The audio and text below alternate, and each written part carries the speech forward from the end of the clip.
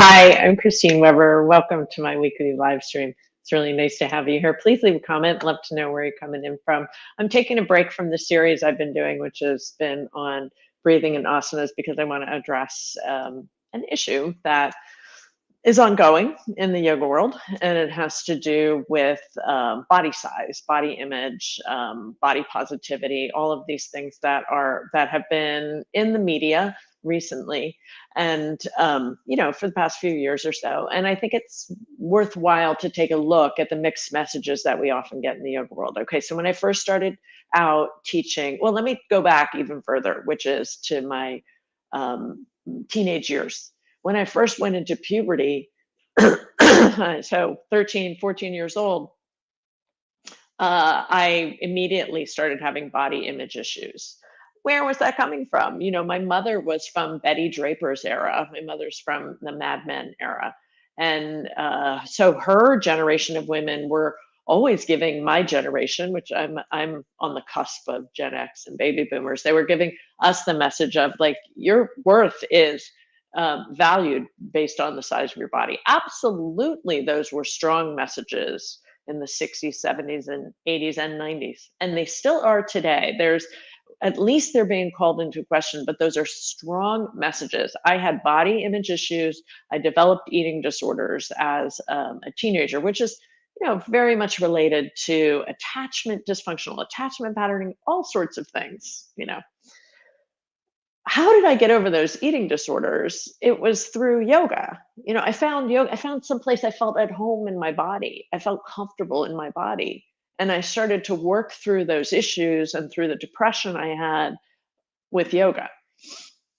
So then fast forward, and when I started teaching yoga in the 90s, I remember going to a yoga studio to apply for a job, and the studio owner said to me, "You have to lose weight." I weigh 140 pounds. Sometimes I weigh 150, like in between that. I'm 5'6". I'm a very average body person, but I was not average enough. I was not thin enough to teach in a yoga studio. I was not thin enough to be considered a fitness professional. So you can imagine how that landed, especially with somebody who had eating disorders. That was really difficult for me. I worked through it. I said, basically, F you, and, up your asana, and I'm going to do my own thing. And I decided not to teach at studios. Later, excuse me, when it became more, um, when we started to have more acceptance, and I would say that's in the 2000s, kind of late 2000s, some things started to shift. Then I felt more comfortable teaching at studios. After the fall of the Anusara Empire, which I see as a very pivotal moment in modern yoga history, that was around 2012. Then we started to see an acceleration of body acceptance, right? So yesterday, I got a message on social media, and it said, "Hey, we want you to join our Curvy Influencer group, our Curvy Influencer circle." And I didn't know how to take that. I mean, part of it went to my body image stuff, like, "Whoa, what do you mean? I'm only a 36B. Like, what are you talking about?" But that was just for a second, because that was like a knee-jerk reaction. You can see from the history of being assaulted by Betty Draper kind of images. And so that was for a second, and then I was like, "Oh, I like that. I think I am a curvy, maybe I'm a curvy influencer." But then the next message was, "Wait a minute, I have thin privilege. That's not fair. I could be taking somebody's spot who actually is a curvy influencer." Right? That went through my head too. That's not okay. And then the next thing that went through my head is influencer. I was like, I'm not Paris Hilton.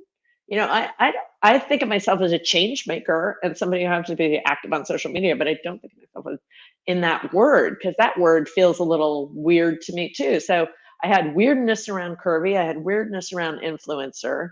And what it made me think about is that we are assaulted, especially women, by so many mixed messages all the time. And when there's people out there who really are influencers, like Joe Rogan and Ben Shapiro, talking not very nicely about fat people, That's just infuriating to me, you know, and it completely discounts that women are people. And by the way, my son, who's 18, feels a ton of pressure on his body image too. So it's not just women. You know, I think it used to be just women, but now it's everybody feels it. So we get this one message from the culture that's just like, you better stay thin, you better be healthy, blah, blah, blah. And the other message from the culture that's saying, oh, it's, you know, here's acceptance, and which is wonderful, but that acceptance is not universal. Certainly not, you know, people like Lizzo out there with who she is, you know, which is beautiful. And I do not think that is in any way harmful for the culture. I think it's saying like people come in all sorts of shapes and sizes, and that's who we are. Of course, stay healthy. I'm a health professional. Yeah, stay healthy. But that doesn't, healthy and thin don't mean the same thing, do they? So at any rate, I wanted to come on today and say a few things about this because I think it's a very it's a good thing that's happening, that we're bringing attention to this, and I also think that it's not resolved, and that there still is pressure. There still is an incredible amount of pressure in the yoga industry. You know, if you're going to be out there to have a certain body type. I started listening to a podcast a few months ago with Michael Hobbs and Aubrey Gordon, and it's called Maintenance Phase. And if I'm going to be an influencer, then what I would like to influence is getting people to listen to stuff like that, because these two are spectacular people, and they are all about debunking all the myths around what your body should look like, and the you know, the correlations between health and thinness, which are just not there in the research literature. They're great. So if I'm going to influence, that's what I want to do. Listen to Aubrey Gordon and Michael Hobbs, and maybe it'll help to change some of the way we think collectively about who people are. You know, it's sort of like being fat is the last bastion of comedy and discrimination, and that needs, I completely believe that needs to end, and we need to accept people for who they are. That's what yoga is about.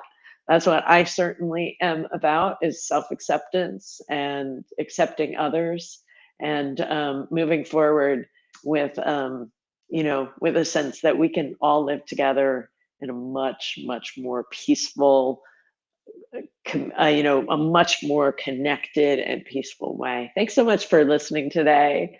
It's nice to have you here. Please leave a comment. Lots of love, and I'll see you next week. Bye.